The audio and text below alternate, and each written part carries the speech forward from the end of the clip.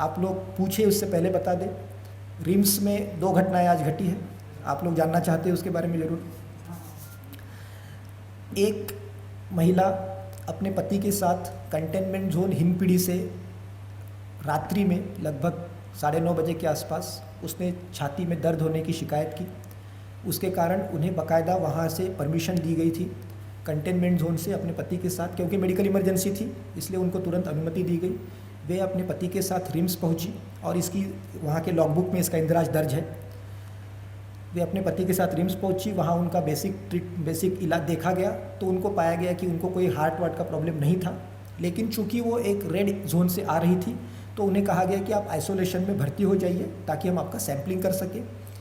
एक बिल्डिंग से दूसरे बिल्डिंग में जाने के क्रम में वो दोनों पति पत्नी फरार हो गए और उन्होंने अपना मोबाइल भी स्विच ऑफ कर दिया है, लेकिन हम लोगों ने उसका कॉल डिटेल पूरा निकाल लिया है और हम शीघ्र ही उनको लोकेट कर लेंगे। ठीक है। दूसरा मामला जो आज एक रिम्स में डेथ हुई है सवेरे, उसके बारे में। ये व्यक्ति एक जो हमारे हिमपीढ़ी के ही पॉजिटिव व्यक्ति थे और क्योर होके घर आ चुके हैं, उनके भाई थे रदर। ये पिछले 2-3 दिनों से अंजुमन अस्पताल जो वहाँ पर है, वहाँ पर लीवर के जॉन्डिस की समस्या से ग्रस्त होकर एडमिट हुए थे। आज सवेरे उनको कुछ कार्डियक प्रॉब्लम्स के आधार पर 4:40 पर रिम्स में इमरजेंसी में लाया गया था। वहाँ इमरजेंसी प्रोसीजर्स करने की कोशिश की गई, लेकिन 5:31 पर लगभग उनकी मृत्यु हो गई।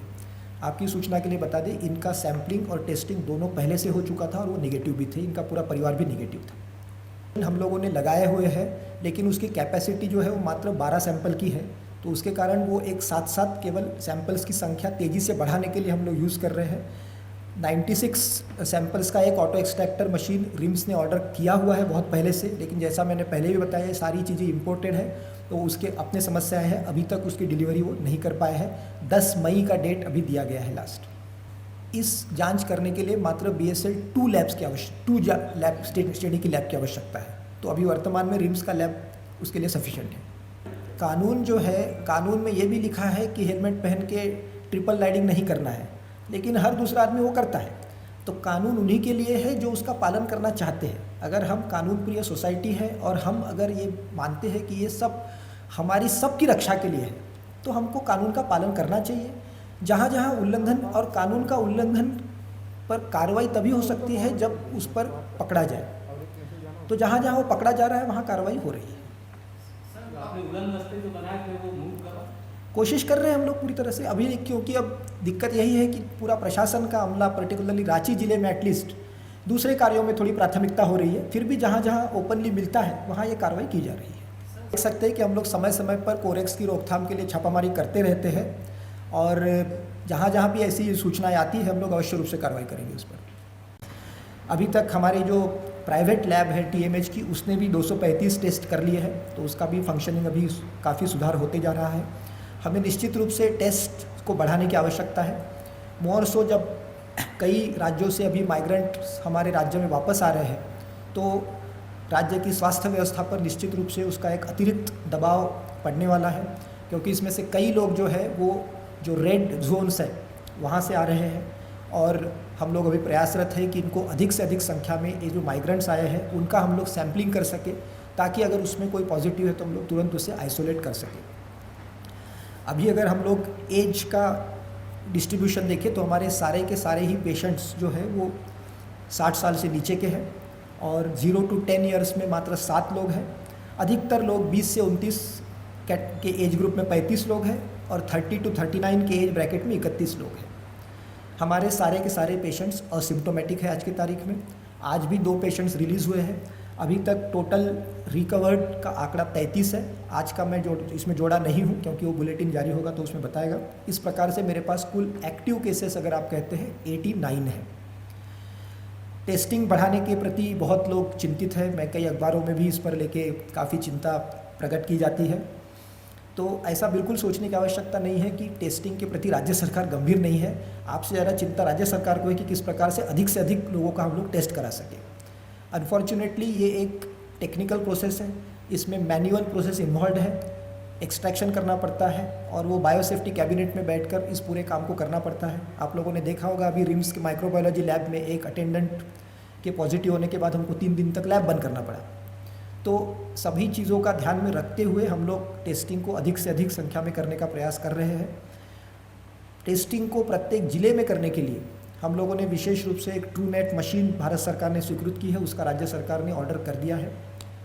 ये मशीन में मात्र एक समय 4 ही सैंपल का टेस्ट हो सकता है, लेकिन फिर भी जिला अस्पताल में अगर कम से कम कोई इमरजेंसी में डिलीवरी का केस आता है या कोई इमरजेंसी ऑपरेशन का केस आता है तो उनके लिए ये मशीन हम लोग डिप्लॉय करके रखेंगे, ताकि इसका रिजल्ट 1-2 घंटा में मिल जाएगा और वहीं के वहीं उसका ट्रीटमेंट प्रारंभ हो सकेगा। इस लॉजिक से हम लोग इस कार्यक्रम को देख रहे हैं। अभी ये ट्रूनेट मशीन्स की जनरली ये सारे मशीन्स इम्पोर्टेड मशीन्स हैं, तो ये मशीन्स को प्राप्त करने में विलम्ब भी लगता है। तो हम लोग आशान्वित है कि हमको अगले 1 हफ्ता में कम से कम 7 या 8 मशीन कम से कम मिल जाते हैं अगर, तो हम लोग इमरजेंसी सेवाओं के लिए इसको तत्काल डिप्लॉय कर देंगे। जहाँ तक सबसे इम्पोर्टेंट बात है कि कंटेनमेंट जोन्स, जहाँ भी पॉजिटिव केस आता है उस इलाके को, उस पर्टिकुलर क्षेत्र को कंटेनमेंट जोन के रूप में घोषित किया जाता है, उसकी चौहद्दी घोषित की जाती है। अभी तक राज्य में टोटल 46 कंटेनमेंट जोन्स फंक्शनल है। अभी 2-3 जोन्स में से केसेस सब डिस्चार्ज हो चुके हैं, तो कम भी होते जाएंगे। इन कंटेनमेंट जोन्स में 71,868 मतलब लगभग 72,000 घर हैं। अभी तक इन कंटेनमेंट जोन से हम लोगों ने 8,071 सैंपल्स कलेक्ट किए हैं। ज़्यादातर ऑब्वियसली रांची और हिंदपीढ़ी के इलाके के हैं, और उसमें से 89 हम लोगों को पॉजिटिव भी मिले हैं। कॉन्टैक्ट ट्रेसिंग इस पूरे प्रक्रिया का सबसे अहम अंग है। हमारे पास, जैसे मैंने बताया, टोटल 125 पॉजिटिव केसेस थे। उनके केवल हाई रिस्क कॉन्टैक्ट और लो रिस्क कॉन्टैक्ट मिलाकर 2714 लोगों का सैंपलिंग किया गया। मतलब हम ये देख सकते हैं कि 125 व्यक्तियों के पीछे 2714 कॉन्टैक्ट्स थे। मतलब आप खुद कैलकुलेट कर लीजिए कि एक आदमी के पीछे लगभग 20-22 लोग कॉन्टैक्ट में आ रहे हैं। इन कॉन्टैक्ट ट्रेसिंग के माध्यम से हम लोगों को 50 नए पॉजिटिव केस मिले। ये भी ज़्यादातर हिंदपीढ़ी और इस क्षेत्र के ही है, और इस प्रकार से ये कार्यक्रम चल रहा है। इसके अतिरिक्त आप लोगों ने देखा होगा, हम लोगों ने रांची में विशेषकर सर्वेक्षण का आदेश दिया था, पर्टिकुलरली कंटेनमेंट जोन और उसके आसपास के क्षेत्रों में। तो पीपी कंपाउंड, कड्रू, अपर बाजार, कोनका बस्ती और कई क्षेत्रों में सर्वेक्षण का कार्य लगभग पूरा हो चुका है। आज उसके अंतिम आंकड़े आएंगे।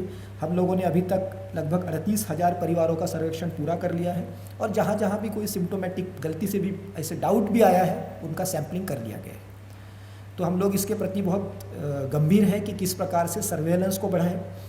अब जैसे जो बाहर से लोग आ रहे हैं, व्यवस्था यही की गई है कि वे अपने जब घर में जाते हैं तो वहाँ के जो हमारे स्वास्थ्य व कर्मी हैं और जो सरकार के कोई भी फंक्शनरी है, लगातार उनका अनुश्रवण करते रहेंगे, और हम लोग उनका सैम्पलिंग भी साथ साथ करेंगे, जिससे कि हम लोग तुरंत ही उनको आइसोलेट कर सके अगर ऐसी कोई स्थिति उत्पन्न होती है। को सर्कुलेट भी कर दिए थे। उसके बावजूद भी कई ऐसे दृष्टांत सामने आए जहाँ पर निजी चिकित्सक और जो निजी चिकित्सालय है उनके द्वारा कुछ पेशेंट्स को डिनाई किया गया राइट्स को, और कुछ पेशेंट्स को इलाज के अभाव में कठिनाई का भी सामना करना पड़ा है।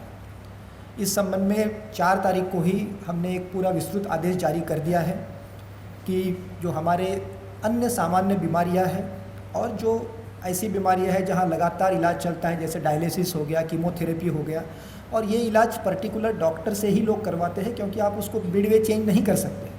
तो सभी निजी चिकित्सकों को और सभी निजी चिकित्सालयों को इस संबंध में स्पष्ट दिशा निर्देश सरकार की तरफ से जारी हो चुके हैं, और यदि इसमें कोई अभी कोताही बरती जाती है तो सरकार इसमें कार्रवाई के लिए नहीं हिचकेगी।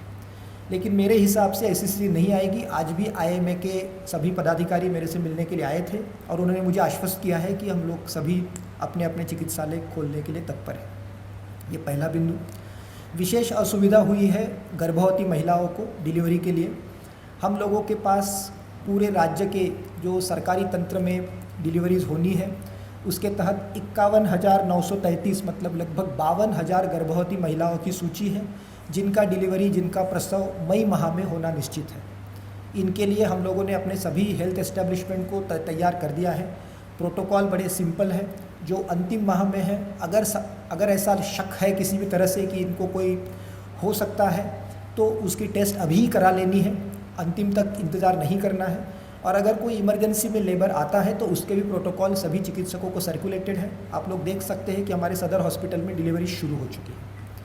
तो इस संबंध में एक रांची में जो घटना घटी है कल या परसों में, उसके जांच के आदेश दे दिए गए हैं और उसमें हमको लगता है कल या परसों तक जैसे ही हमारे पास जांच रिपोर्ट आती है उसमें सरकार कार्रवाई करने से बिल्कुल नहीं हिचकेगी।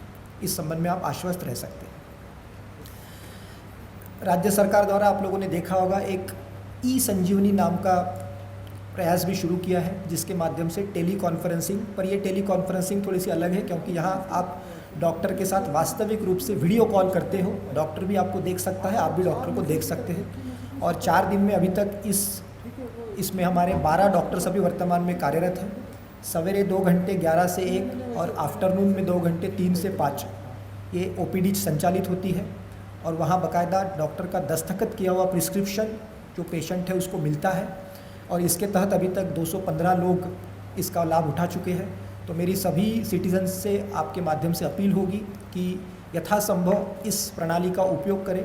इसके अतिरिक्त हमने सभी निजी चिकित्सालयों को भी कहा है कि जो पेशेंट्स जैसे डायबिटीज़, हाइपरटेंशन, इस टाइप के जो पेशेंट्स रहते हैं उन्हें जनरली ट्रीटमेंट कंटिन्यू करनी पड़ती है और एक डॉक्टर के पास जाके सामान्य कंसल्टेशन की प्रक्रिया होती है, उस प्रक्रिया को टेली कॉन्फ्रेंसिंग के माध्यम से करने के लिए वो भी प्रयास करेंगे और उन्होंने भी आश्वस्त किया है कि हम लोगों ने भी इसको शुरू कर दिया है।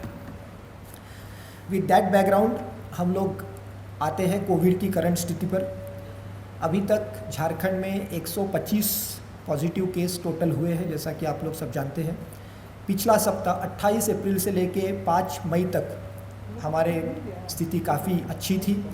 हमारे पूरे सप्ताह में हमारे पास केवल 12 केस आए थे, लेकिन जैसा कि मैंने पहले ही कहा था कि ये जो कोई ऐसा इसमें बहुत लोग मुझे पूछते थे कि ये बहुत अच्छा ट्रेंड है। मैंने उसी समय कहा था कि इसमें कोई ट्रेंड नहीं है, ये एक जस्ट चांस फाइंडिंग हो सकती है कि 2-3 दिन तक आपको कोई पॉजिटिव केस नहीं आया। तो बराबर कल हमारे को 10 पॉजिटिव केस निकले हैं और मैं दोबारा दोहराता हूँ कि इस बीमारी को रोकने का एकमात्र तरीका है कि हम लोगों को ट्रैक करें, टेस्ट करें, ट्रेस करें और आइसोलेट करें।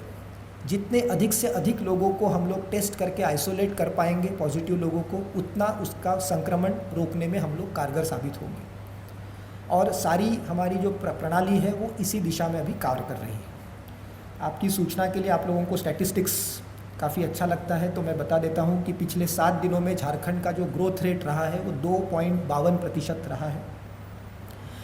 अभी हमारा डबलिंग रेट जो है, अगर आप करंट स्टेटस पर जाते हैं तो 27.8 दिन का है। हम उस हिसाब से देखिए तो नेशनल डबलिंग रेट से हम लोग 3 गुना अच्छे पोजीशन में हैं। लेकिन मैंने फिर कहा कि ये जो आंकड़े हैं ये डेली बदलते रहते हैं, आज कुछ केस आ जाएगा फिर ये आंकड़ा चेंज हो जाएगा, इसलिए ये आंकड़े केवल एक स्टैटिस्टिक्स है, इसको उसी तरीके से हमें देखना चाहिए। अभी तक हमारे यहाँ जो डेथ रेट है, मॉर्टेलिटी रेट जिसको कहते हैं, केस फैटेलिटी रेट, वो 2.4% है और भारत का एवरेज 3.43% है। अभी तक हमने टोटल 15,130 टेस्ट कर लिए हैं, जिसमें से 15,005 टेस्ट निगेटिव है, मतलब 99.17% टेस्ट निगेटिव है। झारखंड में positivity rate, case positivity rate जिसे कहते हैं, वो मात्र 0.83% है, 0.83%। तो ये एक अच्छा रुझान है। इससे ये दिखता है बेसिकली कि कॉन्टैक्ट ट्रेसिंग के माध्यम से जो केसेस आ रहे हैं वही केसेस है। आम जो एक धारणा है कि भाई बहुत कम्युनिटी में इसका फैलाव हो गया है, वैसी स्थिति अभी नज़र नहीं आ रही है। भविष्य के बारे में मैं नहीं कह सकता हूँ।